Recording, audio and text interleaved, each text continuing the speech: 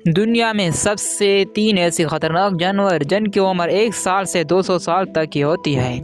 इस तरह के वीडियोस देखने के लिए आप हमारे YouTube चैनल को सब्सक्राइब करें। फैक्ट नंबर 1, क्या आप जानते हो दुनिया का सबसे तवील अरसे तक जिंदा रहने वाला जानवर कछुआ है।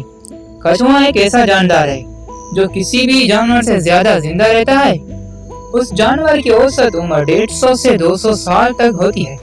फैक्ट नंबर 2, तो दोस्तों इस काले कौवे को भला कौन नहीं जानता है, इसकी भी तो उम्र 200 साल तक की होती है, यानी कि ये 200 साल तक जिंदा रह सकते हैं और अपनी जिंदगी आसानी से गुजार सकते हैं। फैक्ट नंबर 3, दोस्तों सांप जो है इसकी भी जिंदगी यानी कि उम्र बहुत ही लंबी है, यानी कि ये 200 साल से भी ऊपर जिंदगी अपनी गुजारता है।